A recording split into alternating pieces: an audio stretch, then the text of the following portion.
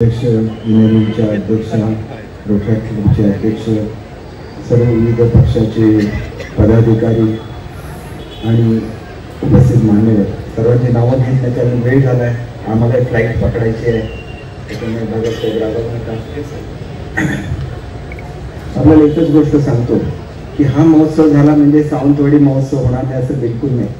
सावंतवाडी महोत्सव हा ह्याच्यापेक्षा किमान 5-10 पट मोठा आणि भव्य असतो आणि तो 100% मी तुम्हाला सांगतो केवळ सावंतवाडीमध्ये नाही तर जिल्ह्यातल्या प्रत्येक ठिकाणी ज्याला टुरिझमचं पोटेन्शियल आहे, जसं साहेबांच्या मतदारसंघामध्ये मालवण आहे, टुरिझमचा तो हब आहे, तर प्रत्येक मतदारसंघामध्ये जे टुरिझमची गावं आहेत त्याच्यामध्ये 100% मोठे महोत्सव घेतले जातील। एवढे पैसे निश्चितपणे सिंधुरत्नमधून देण्यात येतील हे मी आपल्याला निश्चितपणे सांगतो।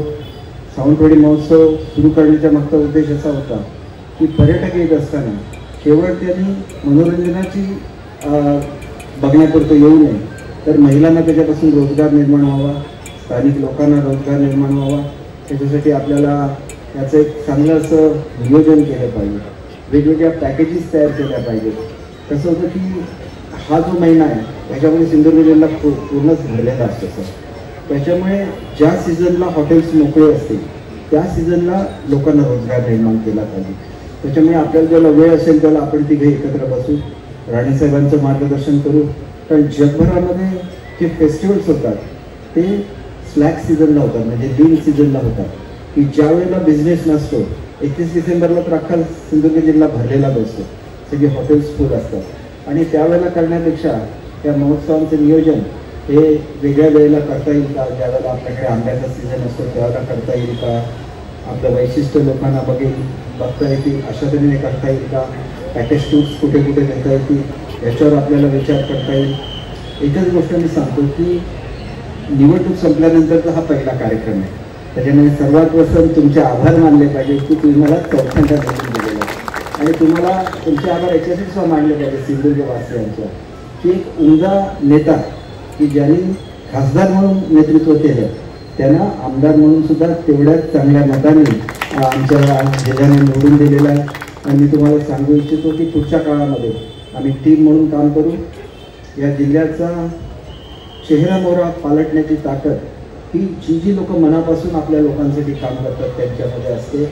मी काय फार लांबलचक भाषण करणार नाही, ज्या ज्या घोषणा केलेल्या होत्या येत्या वर्षभरामध्ये सगळ्या तुम्हाला पूर्ण झालेल्या नसतील एवढं मी तुम्हाला सांगतो।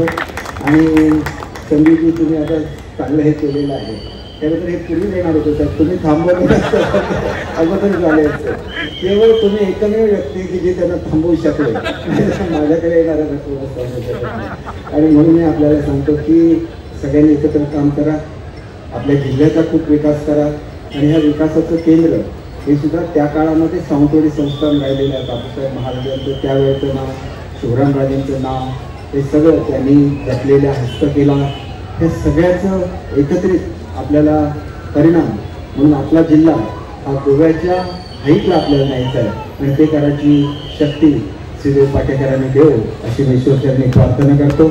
आपण सर्वांना येणाऱ्या नवीन वर्षाच्या हार्दिक शुभेच्छा देतो। माझ्या मुलीचा जन्मच झाला 31 तारीखला आणि सावंतवाडी महोत्सव असल्यामुळे 31ला तिचा कधीच वाढदिवस साजरा करू शकला नाही। सगळे लोक नवीन वर्ष साजरा करत असतात, तर यावर्षी तरी म्हटलं की आपण तिच्या वाढदिवसाला जाऊया आणि म्हणून 31ला मी तुमच्याबरोबर नसणार, पण माझ्या सदिच्छा पूर्णपणे तुमच्याबरोबर आहे। येणारं वर्ष तुम्हाला सुखाचं, समृद्धीचं, भरभराटीचं जावं अशी ईश्वरचरणी प्रार्थना करतो आणि माझे 2 शब्द संपवतो। जय हिंद, जय महाराष्ट्र।